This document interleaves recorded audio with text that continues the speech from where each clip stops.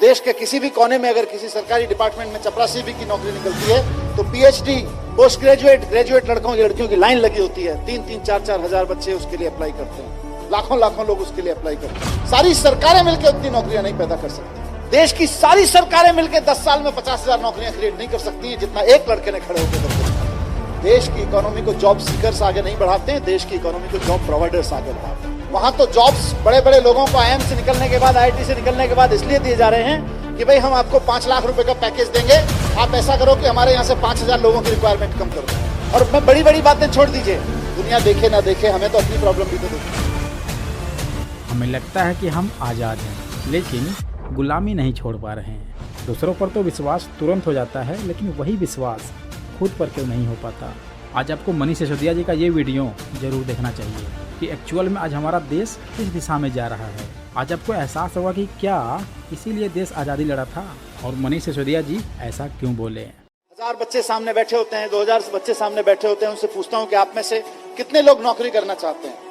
99.1%, 99.9% बच्चे तक कहते हैं साहब हम नौकरी करना चाहते हैं। मेरा सवाल हर जगह यही होता है कि अगर हमारे स्कूलों से निकलने वाले 99.9, 100% बच्चे अगर नौकरियां ढूंढते रहेंगे तो फिर नौकरियां देने वाले कहां से आएंगे। अगर हम सिर्फ अपने स्कूलों से नौकरियां ढूंढने वाले लोग पैदा करेंगे तो नौकरियां देने वाले लोग कहां से आएंगे। कोई भी प्रोडक्ट खरीदना हो, लोग अमेज़न पे खरीदते हैं। हमारे यहाँ का लड़का उसको चलाता है, मेहनत करके उसका सॉफ्टवेयर बनाता है, हमारे आईआईटी से निकला हुआ। हमको खाली तनख्वाह हाथ में आती है देश को, देश की इकोनॉमी को, और अमेरिका को, सारी दुनिया के जितने भी लोग उससे अमेज़न को यूज करके कुछ खरीद रहे हैं, उसका सारा प्रॉफिट अमेरिका में चला जाता है। फिर हम कैसे उम्मीद करें कि अमेरिका के मुकाबले हमारी देश की इकोनॉमी बढ़ेगी। देश की इकोनॉमी को जॉब सीकर्स आगे नहीं बढ़ाते हैं, देश की इकोनॉमी को जॉब प्रोवाइडर्स आगे बढ़ाते हैं। कुछ अलग करें, कुछ बड़ा करें, और कुछ अलग करने से पहले, बड़ा करने से पहले आपकी सोच बड़ी होनी चाहिए, क्योंकि जब तक आप अपने सोच को डेवलप नहीं कर पाएंगे तब तक आप कुछ भी बड़ा नहीं कर सकते हैं। दोस्तों, आज हमारे देश में पढ़े लिखे युवा हमेशा जॉब के पीछे भागते हैं। ऐसा लगता है कि जॉब ही उनके लिए सब कुछ है, लेकिन ये सच नहीं है। इतना अच्छा स्किल्ड लेने के बाद, इतनी बड़ी डिग्रियां लेने के बाद, अगर हम अपने अंदर झांक के देखें तो बहुत ऐसी क्वालिटी हैं जिसके दम पर हम बहुत कुछ कर सकते हैं, जिससे कि अपने बेनिफिट्स के साथ साथ हमारा देश भी आगे जाएगा। आज इस वीडियो से आपकी आंखें खुलने वाली हैं, क्योंकि इस वीडियो से आज आपको बहुत कुछ सीखने को मिलेगा। अगर आप इस स्पीच को किसी पॉलिटिक्स वे से देखते हैं तो शायद आपको चीजें कम समझ में आएंगी, but as a normal person, students, teacher, businessman, worker या फिर सेल्फ एम्प्लॉयड के व्यू से देखते हैं, तभी आपको ये वीडियो अच्छे से समझ में आएगा। क्योंकि ये स्पीच किसी पॉलिटिक्स व्यू से नहीं, बल्कि एक नेशन व्यू से दिया गया है, जिसमें युवाओं के हक के लिए बताया गया है। इसमें मनीष सिसोदिया जी ये बताते हैं कि आप जहाँ पे हैं, आपकी जो भी कंडीशनिंग है, आपको उससे बाहर कैसे निकलना है, आपको एंटरप्रेन्योर कैसे बनना है, जहाँ से आप सिर्फ खुद को ही नहीं या फिर 1-2 लोग को नहीं, बल्कि हजारों लाखों लोग को नौकरियां प्रोवाइड कर सके।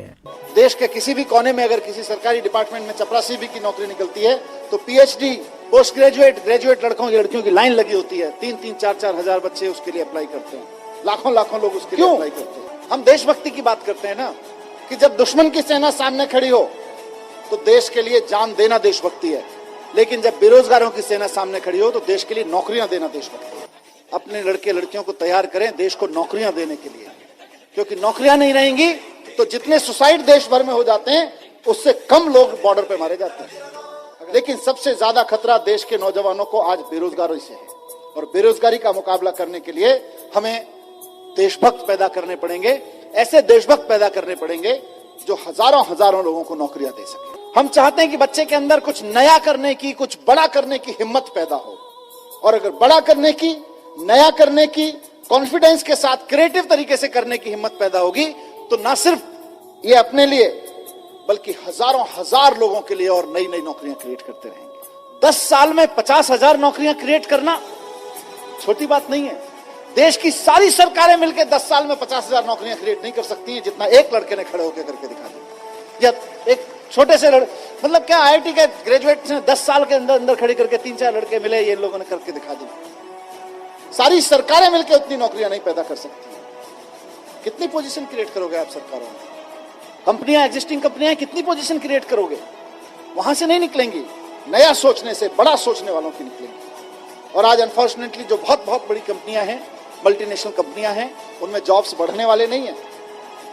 वहां तो जॉब्स बड़े बड़े लोगों को आईआईएम से निकलने के बाद, आईआईटी से निकलने के बाद इसलिए दिए जा रहे हैं कि भाई हम आपको 5 लाख रुपए का पैकेज देंगे, आप ऐसा करो कि हमारे यहां से 5,000 लोगों की रिक्वायरमेंट कम कर दो, ऐसा काम करके दिखाओ। तो बड़ी कंपनियों में जॉब्स नहीं निकलेंगे। बहुत बड़ी बड़ी कंपनियां जो मल्टीनेशनल कंपनियां हैं, उनमें ज्यादा जॉब नहीं निकलेंगे। वहां तो इसी काम के लिए है। और सबसे बड़ी चीज, नया, आज की तारीख में मार्केट में जो नौकरियां हैं, उनके लिए तो हमें बच्चों को तैयार करना ही करना है, लेकिन साथ साथ ऐसी नौकरियां जो आज की तारीख में एग्जिस्ट नहीं करती हैं, उनके लिए भी बच्चों को तैयार करना है। और दूसरी चीज ये भी है कि सिर्फ नौकरी देना नहीं है, आप इसको देश के पॉइंट ऑफ व्यू से देखिए। आप सोच के देखिए कि किसी स्कूल में पढ़ते होंगे, वहां से निकल के उसी माइंडसेट के साथ की नौकरी करनी है, जाके अमेरिका की एक बड़ी कंपनी में नौकरी कर ली। अब नुकसान क्या होता है? नुकसान ये होता है कि हम और आप मिलके बच्चों पे मेहनत करते हैं, मेहनत करके उसे आईआईटी, आईआईएम भेजते हैं, उसके बाद अमेरिका की कंपनी में नौकरी करता है, क्योंकि हमारे यहाँ तो नौकरी देने वाले लोग हैं नहीं, नौकरियां बनाने वाले लोग हैं नहीं, नौकरियां प्रोड्यूस करने वाले लोग हैं नहीं। तो वो जाके अमेरिका की किसी कंपनी में नौकरी करता है, लेकिन अमेरिका सारा स्किल के बावजूद अमेरिका की कंपनी में नौकरी करने के बाद आप सबके, हमारे सब मेहनत के बाद जो हमको हासिल होता है, वो कुल मिला के एक लड़के की तनख्वाह हासिल होती है, इससे ज्यादा कुछ नहीं हासिल होता। और वो जब दुनिया भर के प्रोडक्ट अमेरिका की एक वेबसाइट पे सेल कराता है सॉफ्टवेयर बना के, तो फायदा फिर अमेरिका को होता है। हम ये सुनिश्चित कर देंगे कि बच्चा किसी भी ग्रामर, किसी भी ह्यूमैनिटी के सब्जेक्ट के किसी भी करिकुलम में गलती नहीं करेगा।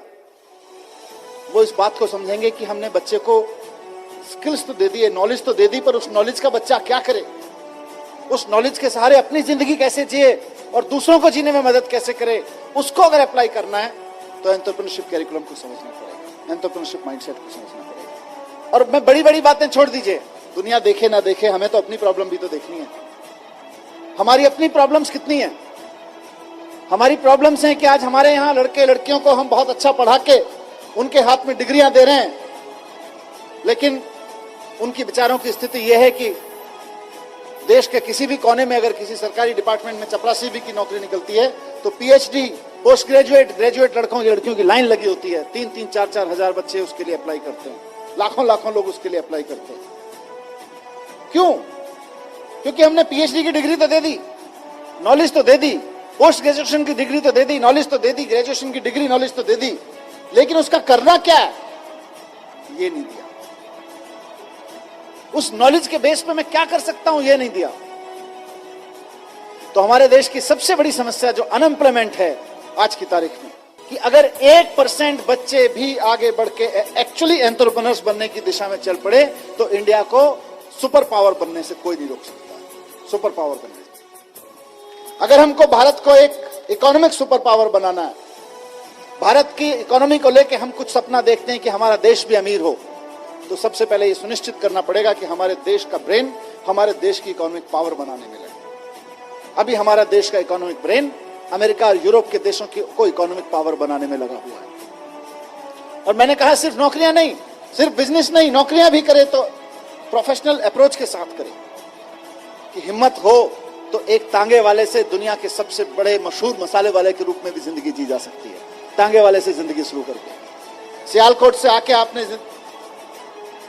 भारत में एक तांगे वाले का काम शुरू किया, और तांगे वाले से लेके आज हम में से कौन नहीं जानता है इनको, इनके प्रोडक्ट कौन नहीं यूज करता है, दुनिया के किस मुल्क में इनके प्रोडक्ट यूज नहीं हो रहे हैं, कितने हजारों लाखों लोगों को इनके वजह से नौकरियां नहीं मिल रही हैं, डायरेक्ट और इनडायरेक्ट तरीके से। आप सोच के देखिए, ऑलमोस्ट कोलैप्स होने के कगार पे खड़ा हुआ एक परिवार हिम्मत से खड़ा होता है, और जब हिम्मत से खड़ा होता है तो सिर्फ बड़ा करता है, नया करता है, और ऐसा करता है कि हजारों लड़के लड़कियों को उससे नौकरियां मिलने लगती हैं। आईएएस बनो तो उसमें भी एंटरप्रेन्योरशिप माइंडसेट चाहिए, आप एजुकेशन ऑफिसर बनो तब भी एंटरप्रेन्योरशिप माइंडसेट चाहिए, आप एक स्कूल के प्रमोटर बनो, आप प्रिंसिपल बनो, आप 50 बच्चों के क्लास टीचर या सब्जेक्ट टीचर बनो, वहां भी एंटरप्रेन्योरशिप माइंडसेट चाहिए। जो शानदार काम कर रहे हैं और स्ट्रगल कर रहे हैं वो एंटरप्रेन्योरशिप माइंडसेट के साथ कर रहे हैं। अंतर सिर्फ इतना ही है। हमारे देश में ज्यादातर लोग नौकरी इसलिए करते हैं कि नौकरी करने के कई फायदे हैं, जैसे कि नौकरी में फिक्स सैलरी होती है जिससे कि जरूरतें पूरी करने में आसानी होती है। नौकरी से स्वास्थ्य लाभ मिलते हैं जैसे कि बीमा, छुट्टियां, मेडिकल सुविधाएं। नौकरी से स्किल सीखने, प्रमोशन के अवसर मिलते हैं। आत्मसम्मान बढ़ता है, जीवन में उद्देश्य और पहचान की भावना मिलती है।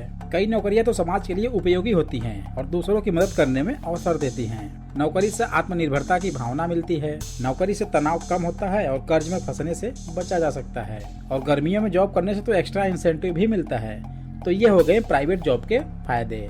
हालांकि इसमें बहुत से फायदे सरकारी भी हैं, जैसे कि एक फिक्स सैलरी का मिलना, आपको नौकरी से कोई निकाल नहीं सकता, टीए, डीए, पीएफ के फायदे। और सरकारी नौकरियों में तो कर्मचारियों को नियमित छुट्टियां भी मिलती है, जैसे कि त्योहारों में छुट्टियां या फिर समर वैकेशन जैसी छुट्टियां। और कई अच्छे गवर्नमेंट पोस्ट पे तो यात्रा भत्ता, वाहन भत्ता, टेलीफोन का, रहने का, खाने का, यहाँ तक कि डीजल पेट्रोल का सब कुछ मिलता है। और सबसे बड़ी बात तो सरकारी नौकरी से समाज में मान प्रतिष्ठा बढ़ती है। तो जब नौकरी के इतने फायदे हैं तो कोई अपना खुद का व्यवसाय या फिर सेल्फ एम्प्लॉयमेंट या फिर एंटरप्रेन्योरशिप क्यों स्टार्ट करे? उसकी जरूरत ही क्या है भाई? चलने तो जैसे चल रहा है, लेकिन सच बताएं ये सब सिर्फ ना कहने की बात है, क्योंकि जैसा ये दिख रहा है वैसा एक्चुअल में है नहीं। अगर आपको फिर भी यकीन ना हो तो जो नौकरी करता है या फिर आप खुद करते हैं आपको अच्छे से पता है। और अगर नहीं पता है तो जो नौकरी करता है उससे आप पूछ लीजिए, आपको सब पता चल जाएगा। और ये नौकरी वैसे भी सबको आसानी से इतनी मिलती कहाँ है। लेकिन आप शायद भूल गए हैं कि सरकारी नौकरी लेने के लिए भी आपके पास 8-10 लाख रुपए होने चाहिए और प्राइवेट जॉब के लिए आपके पास अच्छी स्किल्ड होनी चाहिए। अब अगर आपके पास ये दोनों नहीं है तो आप किसी काम के नहीं। तो अब अगर आप किसी काम के नहीं हैं तो आपके लिए एक रास्ता है, आप नेटवर्क मार्केटिंग कर सकते हैं, जहां पर ना कोई आपसे ज्यादा पैसा मांगेगा और ना ही कोई अच्छी स्किल्ड होने की जरूरत है। पढ़े लिखे हैं तो भी अच्छी बात है और नहीं पढ़े लिखे हैं तो भी काम चल जाएगा।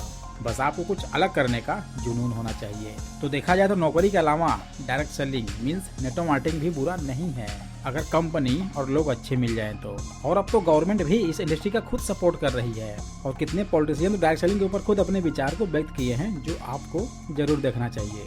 जैसे कि मनोज तिवारी, पीयूष गोयल, स्मृति ईरानी, दिल्ली की सीएम रेखा गुप्ता, अनुराग ठाकुर और खुद पीएम मोदी सभी इस इंडस्ट्री का सपोर्ट कर रहे हैं। तो अगर आप इस वीडियो को नहीं देखें तो इस वीडियो को आप जरूर देखें, आपको इससे एक बेहतर जानकारी मिलेगी। बाकी डिसीजन आपका खुद का होना चाहिए, because life is your, decision is your.